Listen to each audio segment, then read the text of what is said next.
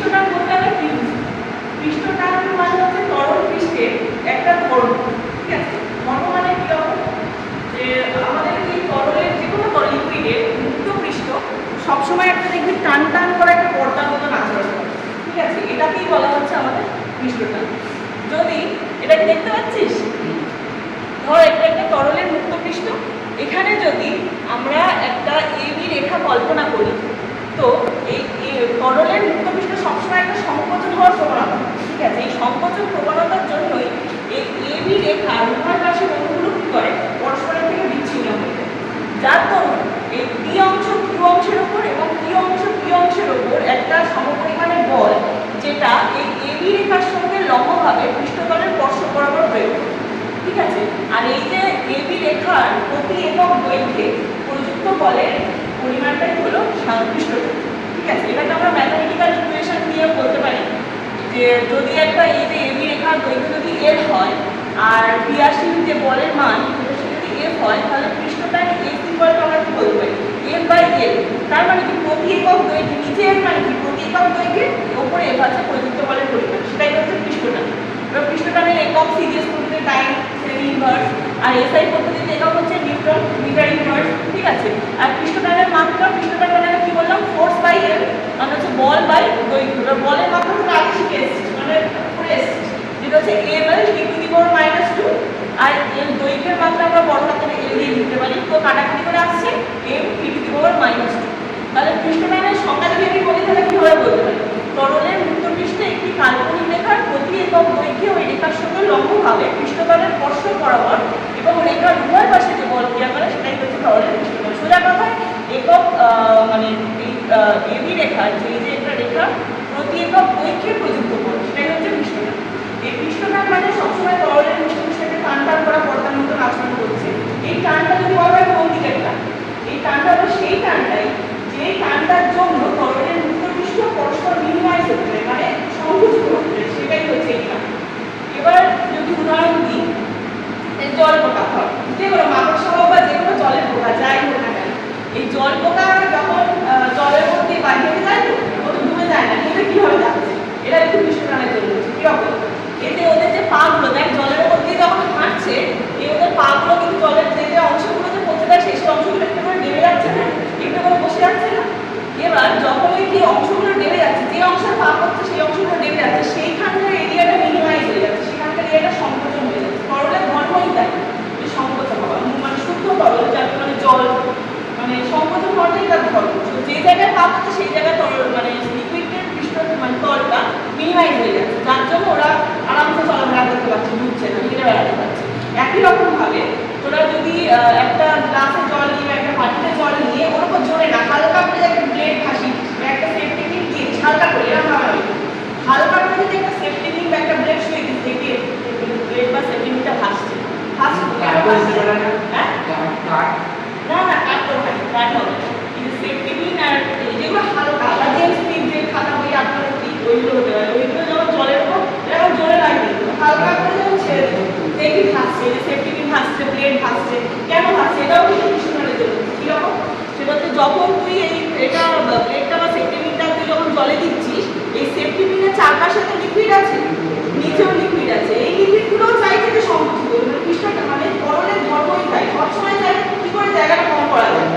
তো লিকুইডটা মানে চাইছে নিচে যে লিকুইডটা রয়েছে চারপাশে লিকুইডটা চাইছে যে আরো সংকোচন হতে, আরো সংকোচন হতে, এই জন্য সংকোচনের ক্ষেত্রফলটা কমে আছে, যার জন্য বেশি টাকা জোরটা পাচ্ছে, বেশি থাকতে পারছে, ঠিক আছে? একই রকমভাবে ড্রয়িং করার যে রংগুলি যখন এমনি থাকে তখন তো এর যে লোকগুলো ছাড়া ছাড়া থাকে, কিংবা যখন জলের মধ্যে ডোবাচ্ছিস দেখবি লোকগুলো ছাড়া ছাড়া থাকে। হ্যাঁ, এবার যখন জল থেকে তুলছিস কি হচ্ছে, এরকম হয়ে যাচ্ছে, কেন হচ্ছে, এটাও পৃষ্ঠটানের জন্য হচ্ছে। কারণ হচ্ছে যখন তুই জলের মধ্যে ডোবাচ্ছিস, জল থেকে তুলছিস, তখন কি লোকগুলোর মধ্যে একটা জলের লেয়ার তৈরি হয়ে যাচ্ছে, জলের ধর্মই কি সে যতটা পারবে সারবে সংকোচন। তো যখন জলের লেয়ারটার উপর লেগে যাচ্ছে, সে তো চাইবে যে আরো কাছাকাছি কাছাকাছি আসবে, কারণ অন্যগুলো আরো কাছাকাছি আসছে, এই জন্য মশগুলো পরপর লেগে যাচ্ছে। একই রকম ভাবে যখন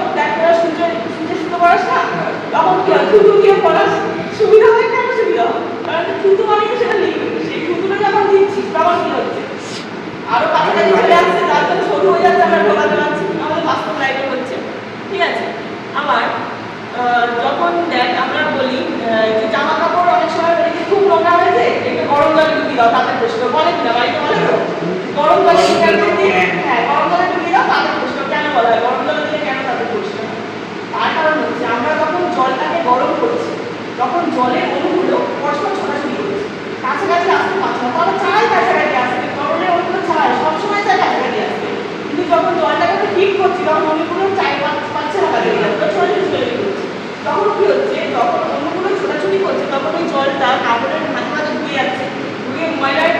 যে ঘনত্ব সেটাকে অনেকটা মানে মানে তরল মানে গলিয়ে দিচ্ছে বা অনেকটা হালকা করে দিচ্ছে যার জন্য ময়লাটা সহজেই টেনে বেরিয়ে আসতে পারছে যদি আমি ঠান্ডা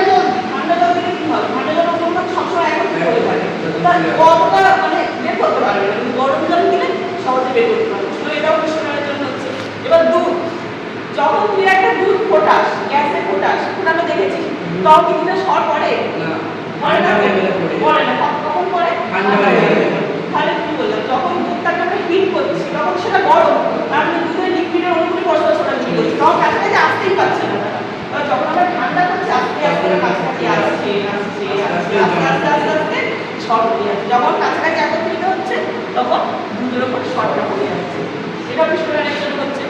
আবার দেখ তুই যখন একটা রান্না বা বাটিতে যখন জলের মধ্যে যখন তেলটা কিন্তু চারিদিকে ছড়িয়ে পড়ে কেন পড়ে সেটাও বিস্ফোরণের জন্য পড়ে কারণ জলের বিস্ফোরণ সবসময় বেশি কারণ ওর মধ্যে কোনো কিছু মিশছে না ও সবসময় সংকুচিত হচ্ছে তো তেলের বিস্ফোরণটা কিন্তু বেশি না তেলের বিস্ফোরণ কিন্তু কম তাই যখন জলের উপর তেলটা দিচ্ছি তখন কি হচ্ছে তেলের যে পর্দাটার উপর জলের যে বাকি অংশ যেটা রয়েছে ওর বিস্ফোরণটা হাই হওয়ার জন্য তেলের পর্দার উপর একটা বহির্মুখী টান ক্রিয়া করছে যার জন্য তেলটা রাজভর্তি ছড়িয়ে সেই জন্য প্রাচীনকালে যখন যুদ্ধে যেত সঙ্গে একটা তেল নিয়ে যেত মানে তেলের রাগ ভাব নিয়ে যেত কারণ কি সমুদ্রে গেলে অনেক সময় ঝড় ওঠে ঝড় ওঠে তখন ঝড় ওঠা মানে সমুদ্রের ঢেউ উত্তাপ হয় তখন কোনো একটা বিপদ তখন কি করে ঢেউকে শান্ত করতো সেই জন্য একটা বুদ্ধি করে তেল নিয়ে যেত কি করতো যখন ঢেউ উঠতো তখন ওই তেল ছেড়ে দিত ঢেউয়ের মধ্যে তেল ছেড়ে দিত ঠিক আছে এবার ঢেউটা মানে কি ঢেউ যেদিকে অবসর হবে তেলটাও সেদিকে থাকবে এবার ঢেউয়ের সাথে সাথে যখন তেলটা যাচ্ছে তখন তার বিস্ফোরণটা কমে যাচ্ছে তখন পেছনে জলের বিস্ফোরণ সামনে ঢেউয়ের সাথে তেলটা যাচ্ছে তো সামনে জলের বিস্ফোরণ কম হচ্ছে কিন্তু পেছনে শুধু জল আছে বিস্ফোরণ হাই হচ্ছে তখন পেছনের জলটা কি করছে সামনের ওই ঢেউটাকে আর বেশি দূর উঁচু হতে দিচ্ছে না ওটাকে দমিয়ে দিচ্ছে যার জন্য শান্তিপূর্ণভাবে তেলের মধ্যে দেখে ঢেউয়ের দিকে তেল ছড়িয়ে দিলে ঢেউটা একদম নেমে যায় যার জন্য শান্তিপূর্ণভাবে এই করে মানে বাকিটা কিছু করে ফিরে আসতে পারে ঠিক আছে এই উদাহরণ আরেকটা দেখ লাইভ তোদের একটা দেখাচ্ছি একটা আরেকটা একজন আয়া আর যেখানে একজন আয়া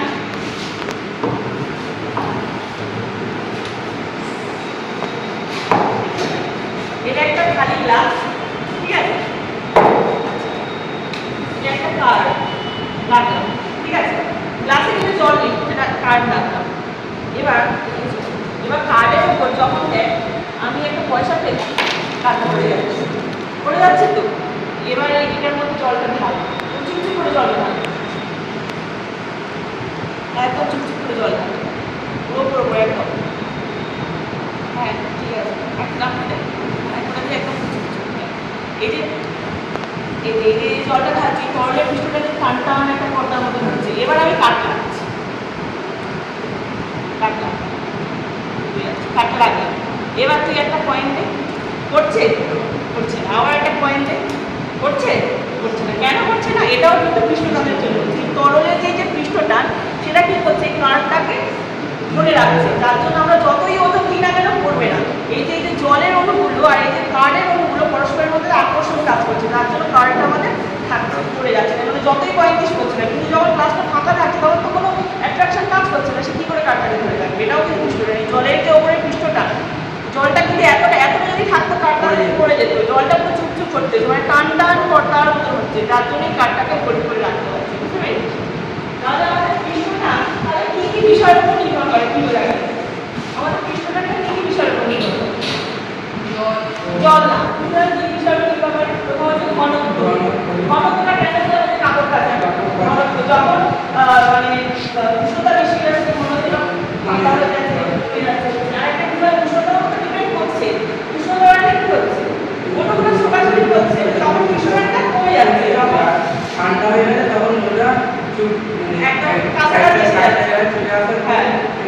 ওগুলো লেয়ার জমে যায়। দেওয়া জমে যায়, তাহলে উষ্ণ প্রভাবে কি করবে? আরেকটা কি প্রভাবে কি করবে?